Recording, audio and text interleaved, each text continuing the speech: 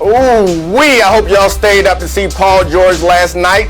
PG-13 went rated R on the Suns. But is Paul George getting the credit that he deserves? Find out next on First Take with me, Dominique Foxworth, our very own playoff P, NBA champion Kendrick Perkins, and refereeing the proceedings this morning is Charlie Arnold. Don't change the channel. Tell a friend to tell a friend. First Take right now, ESPN2. Chance to do something the franchise has not done in 28 years. We just have to have a great deal of balance. We know we're going to see a desperate team. Jackson goes hard and throws it down. A near perfect start for the Clippers. Poised right now. You just got to stay the course. Three-pointer. Bang! George on the pull-up. Nails a three. Oh, George rolling. Throws it down with authority. That's just who we are. Fight. We scrappy. The most important thing, we do it together. Look, I think we all spoke too soon because playoff P strikes again. That 41-piece wing dinner Cajun rub style, right, Perk?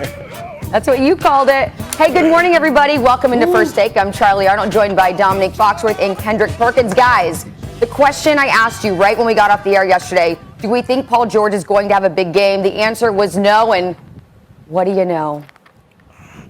Oh, man, he embarrassed both of us because we both were like, nah. Paul George ain't got it, but he keeps bouncing back every week. That whole team, man, the whole team come down from 0-2, 0-2, and now 3-1. They keep fighting. And Dominic, I also want to give you your props because you were in Stephen A's chair this morning doing the intro. So congratulations on that. That's what you wanted yesterday. So there you are. That means I won yesterday.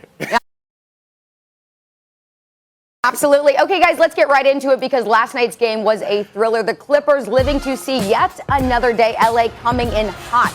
It was a complete reversal from Game 4. This time it was LA on the road, which jumped out early and never trailed. PG with the playoff performance of his career, 41 points, 13 rebounds, and 6 assists, the first Clipper to do so in history. So shake them haters off, right, PG? Do you feel like, sometimes people pick on you a little bit more than, say, other stars? I do. And it's the honest truth. It's a fact. But I can't worry about that. It's comes with the job, I guess. But it is what it is. I still try to go and dominate, whether I'm shooting the ball well or not shooting the ball well. I still try to dominate just the whole game in general. I don't know where this trolling bull has come from, where the internet controls the narrative about these players. It's becoming foolish, man. Like I said earlier in the year, that's one of the most special players to ever lace his shoes up. Get this dude his flowers, man. I don't understand the slander. It's becoming quite silly now. Like, respect these players, man. Respect these greats. And Paul George with a huge postseason so far, leading all players in points in minutes played and also ranking in the top 5 in rebounds and assists. Again, his 41 points last night were his career high in a postseason game. So Dominique, has Paul George cemented himself now as a superstar? I mean, I think he's a superstar. I think he's like a second-tier superstar. He's not like up there with like LeBron and KD and Steph and those guys. And the numbers that he's putting up are like close to Jordan-like numbers this year in the playoffs. It's impressive. But I'm not about to say that he's Jordan. I think what he did last night was incredible. And that whole team has been special, frankly. Marcus Morris stepping up last night was awesome.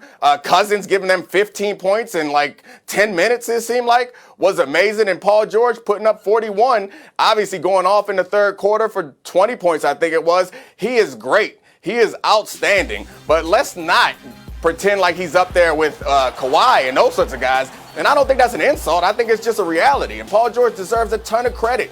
The mental strength after he talked about dealing with like depression in the bubble last night, the mental strength that it takes to come back from like what Cousins was saying, all the online slander, for him to come back after missing big free throws in this series and to come back and have the confidence, frankly, to put up 41 is outstanding. So he deserves flowers, and I'm gonna give him his flowers. But I don't think that he's like top tier of the NBA like the guy on his team that they're missing. If Kawhi's out there, we think they're winning a championship. Without Kawhi, I don't think that Paul George is gonna be able to do that, which is fair. That's fine. It's not an insult. It's just where he ranks amongst the greats that are in the NBA right now? Well, here we go again, Dominique. And look, one thing I'm going to give you your flowers about is you got a nice suit on. You looking like Lil Bootsy going to a wedding right now, okay? I'm going to give you props on that. But let me say this. Let me say this real quick. Right now, Paul George is in his bag like he got fries at the bottom, okay? And when you talk about superstars, I want to separate the difference. You're talking about Steph Curry, LeBron James, Kevin Durant. They are mega stars, okay? Paul George is a superstar.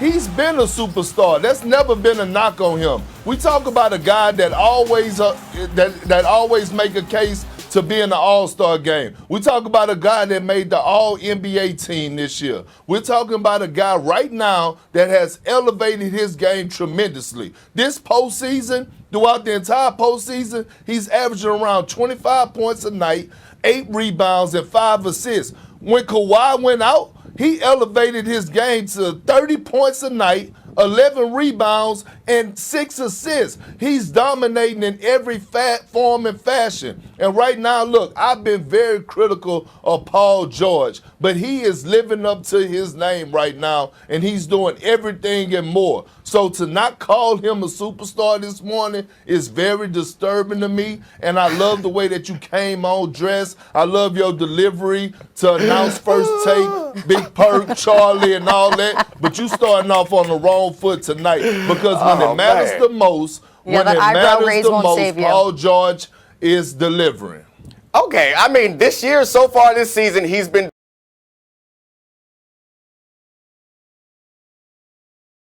or this postseason, he's been delivering, but not every time. Like, they lost a couple games because he was not able to deliver at the free throw line in the previous game. So, like, I think that Paul George is outstanding, and I think that Paul George deserves his flowers. He deserves all the credit, but I feel like we aren't actually disagreeing. Like, I said that he is not a superstar, meaning that he doesn't climb to the level of Steph Curry, LeBron, KD, those type of guys, and you agree with me. He's a tier below that. Kawhi, those guys, he's a tier below that.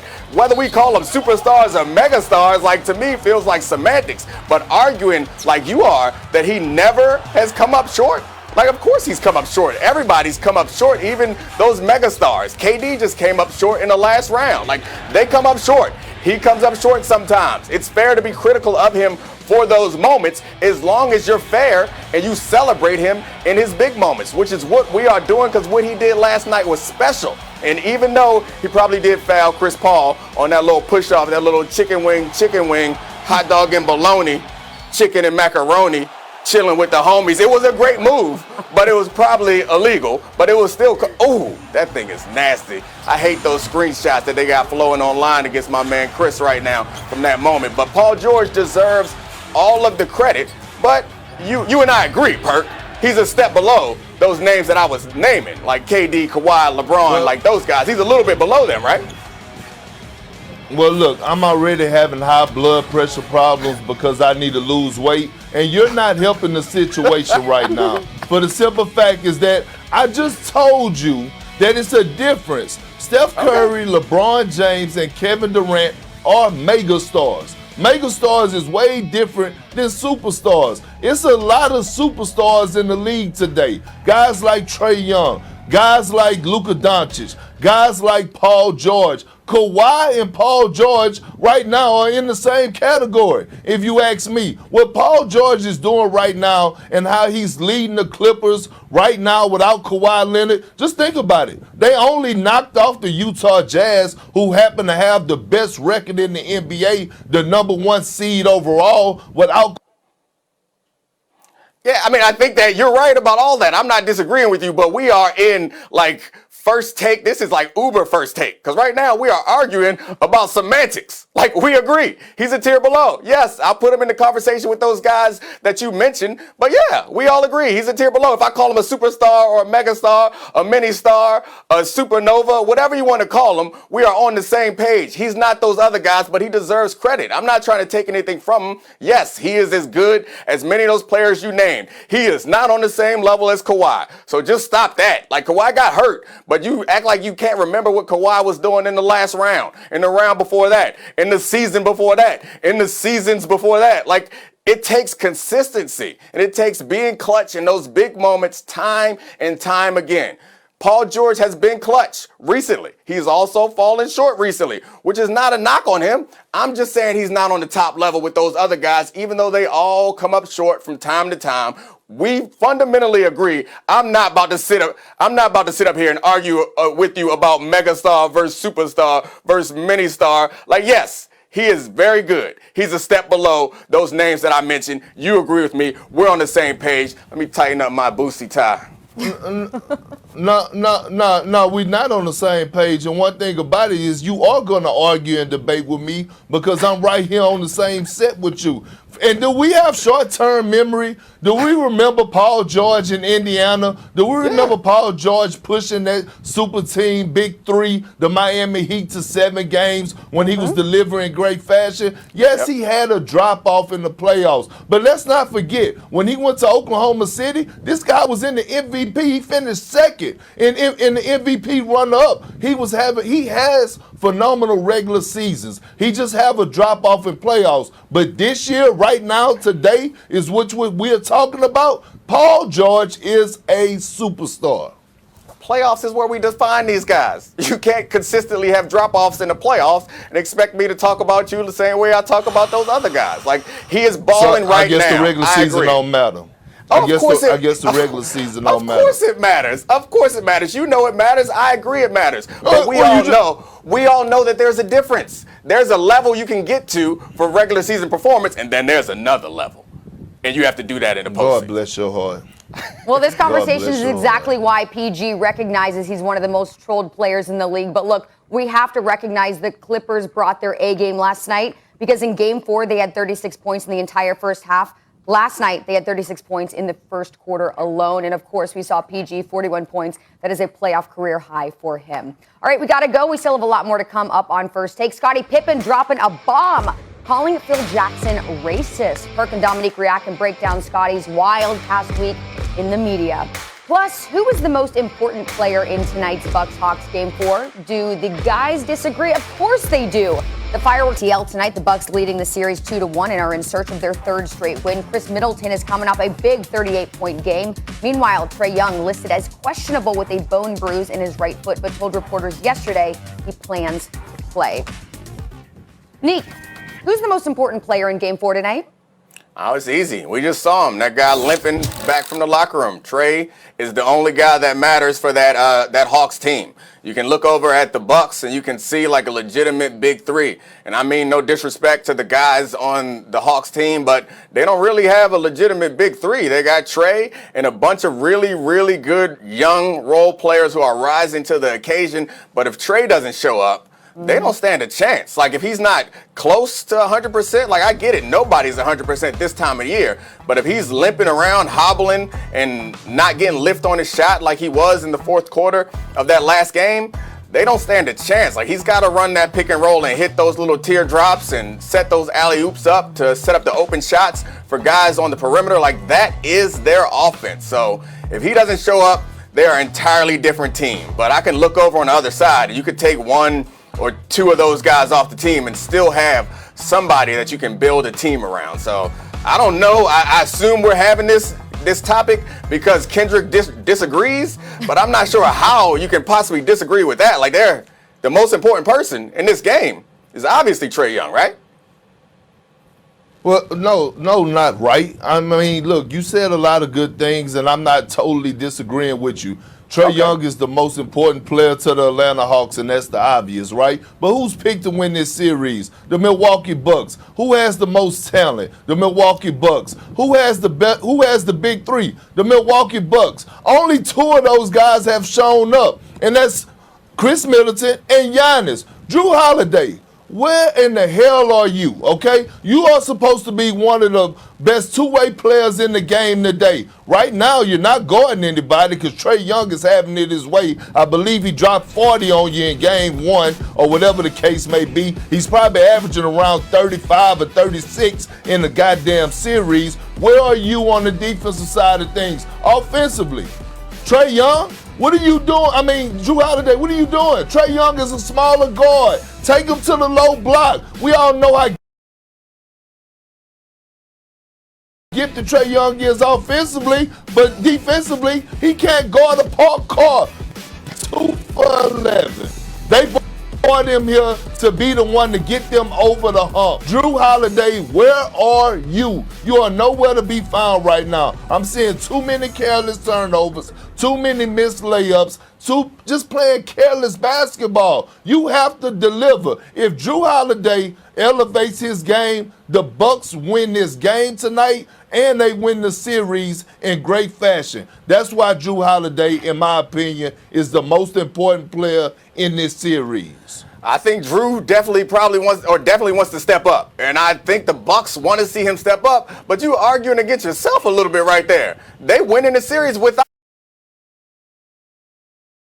him showing up in the way that you expect him to be. So to me, that kind of proves the point that he is not nearly as important as Trae Young is. We saw what happened to that team when Trae Young went out, and we all know what will happen to that team if Trae Young can't do the things that he's been doing. So I'm with you. Drew Holiday, we expect more from him given how much they gave up to get him and given what they expect from that team, but they expect to win the series. They're on track to win this series, so it's hard for me to I guess you could say there's more pressure on Drew Holiday because they have these expectations, but it's hard for me to say that he's more important than Trae Young, and honestly, it's hard for me to say he's more important than Middleton or Giannis because they're winning on the backs of Middleton, on the back of Giannis, and the only game that the Hawks won and their only chance of winning is if Trae Young shows up and plays like the superstar that he has become this year in the playoffs. So Drew Holiday is important, but not that important. Dominique, you really need to stop, man. You really need to stop. They paid this man $160 million.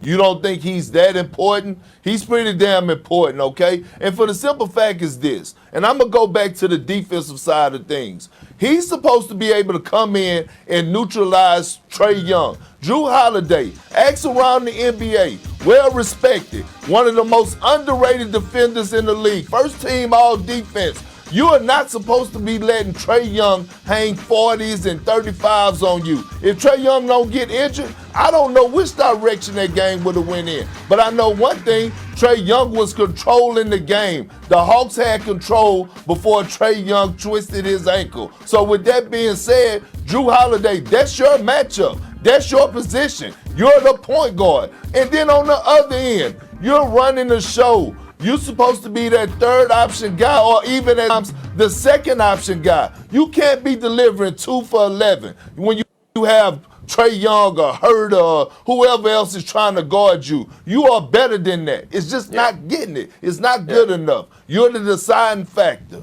Yeah, I don't know how Drew Holiday can be first team all defense and underrated. Maybe he should have been defensive player of the year. I don't know. Maybe he is still underrated even though he's first team defense. But I think you made a great point. The Hawks were on track for winning that game until Trae got hurt. And Drew Holiday hasn't contained Trae. The reason why they brought him in there is to contain players like that. So I think that is fair. I think you can expect more from him, and 2 for 11 is not. Go ahead, Perk.